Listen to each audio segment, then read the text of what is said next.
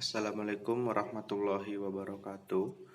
Saya dari kelompok 1 akan menjelaskan sintesis protein pada sel eukariot. Saya akan memperkenalkan kelompok saya, yaitu 1. Lian Pandu Farendra dengan NIM 186600004. Yang kedua ada Firda Fredena Faradita 186600007. Tiga itu saya sendiri, Muhammad Hasim Hidayat dengan NIM 186600009. Pengertian sintesis protein. Sintesis protein sejatinya merupakan proses untuk mengubah asam amino yang terdapat dalam linear menjadi protein dalam tubuh. Molekul DNA adalah sumber pengkodean asam nukleat untuk menjadi asam amino yang menyusun protein, tidak terlibat secara langsung dalam proses. Sementara molekul RNA adalah hasil transkripsi dari molekul DNA pada suatu sel. Molekul RNA ini ialah yang kemudian ditranslasi menjadi asam amino sebagai penyusun protein. Aspek penting dalam mekanisme sintesis protein. Lokasi berlangsungnya sintesis protein pada sel. 2. Mekanisme berpindahnya informasi atau hasil transformasi dari DNA ke tempat terjadinya sintesis protein. 3. Mekanisme asam amino penyusun protein pada suatu sel berpisah membentuk protein-protein yang spesifik. Lokasi sintesis. Sintesis protein berlangsung di dalam ribosom, salah satu organel yang berukuran kecil dan padat dalam sel, atau juga disebut nukleus, dengan menghasilkan protein yang non-spesifik atau sesuai dari mRNA yang ditranslasi. Ribosom sendiri memiliki diameter sekitar 20 nm, serta terdiri atas 65% RNA, ribosom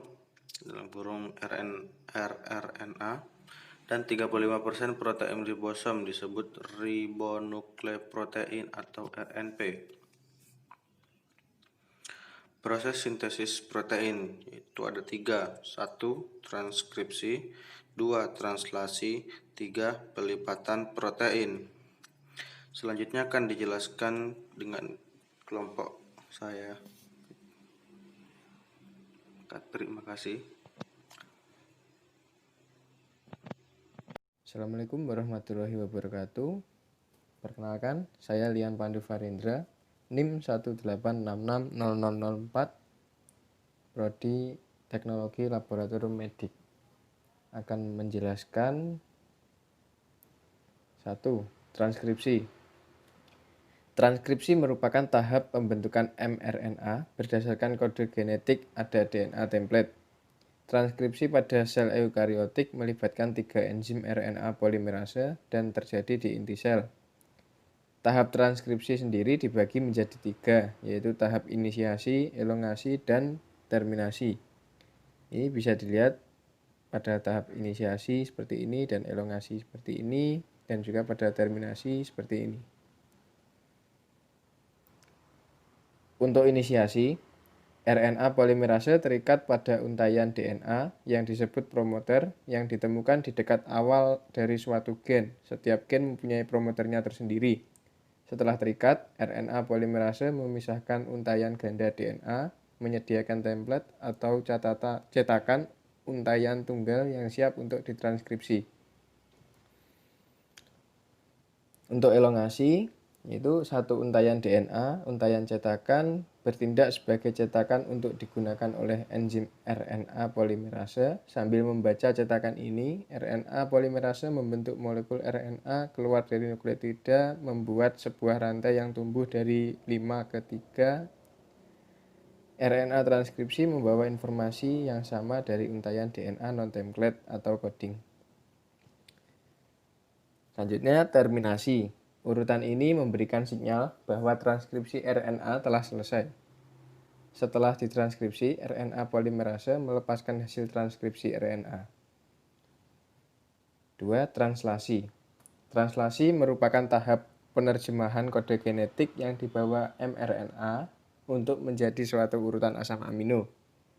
Translasi pada sel eukariotik terjadi di sitoplasma, tepatnya di ribosom. Dalam tahap translasi melibatkan rRNA dan tRNA. Ada setidaknya 20 macam jenis asam amino yang dibutuhkan untuk dapat membentuk protein yang berasal dari terjemahan kodon mRNA. Pada sebuah mRNA, instruksi untuk membuat polipeptida adalah RNA nukleotida. Adenin, urasil, sitosin, dan guanin. Yang dibaca dalam kelompok ini 3 nukleotida. Kelompok 3 ini disebut kodon. Selanjutnya, beberapa dari asam amino tersebut akan menghasilkan rantai polipeptida yang spesifik dan nantinya akan membentuk protein yang spesifik pula. Proses translasi sendiri dibagi atas 3 tahap, yaitu tahap awal atau inisiasi. Pada tahap ini, ribosom merakit di sekitar mRNA untuk dibaca dan tRNA pertama yang membawa asam amino metionin, yaitu yang cocok dengan start codon AUG. Bagian ini diperlukan agar tahap translasi bisa dimulai. B. Elongasi atau memperpanjang rantai. Ini adalah tahap di mana rantai asam amino diperpanjang. Di sini mRNA dibaca satu kodon sekali dan asam amino yang sesuai dengan kodon ditambahkan ke rantai protein. Selama elongasi, tRNA bergerak melewati situs A, P, dan E dari ribosom. Proses ini diulang terus-menerus saat kodon baru dibaca dan asam amino baru ditambahkan ke rantai.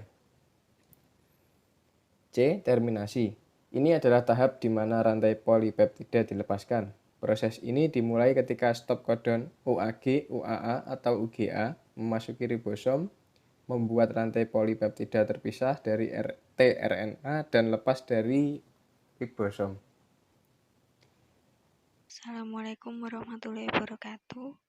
Saya Firda Fredina Fardita akan menjelaskan tentang pelipatan protein, yaitu rantai polipeptida yang baru disintesis tidak berfungsi sampai mengalami modifikasi struktur tertentu seperti penambahan karbohidrat ekor atau glikosilasi, kemudian lipid, kelompok prostetik, dan lain-lain. Agar menjadi fungsional, dilakukan dengan modifikasi pasca translasi dan pelipatan protein. Tingkat pelipatan protein ini dibagi menjadi 4 tingkat. Yang pertama, tingkat primer, itu bentuknya seperti rantai polipeptida linear. Kemudian tingkat menengah itu bentuknya seperti helix, alpha helix, dan beta lipid lembar.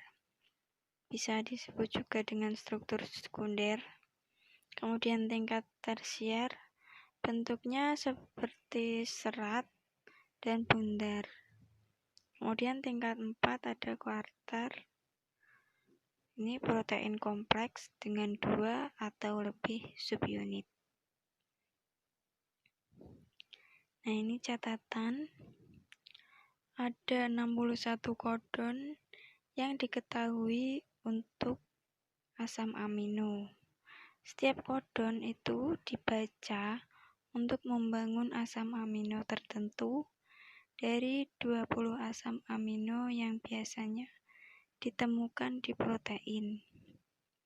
Kemudian satu kodon, yakni AUG, mempunyai fungsi untuk membangun asam amino metionin dan juga bertindak sebagai start codon untuk memberi sinyal mulai pada pembuatan protein.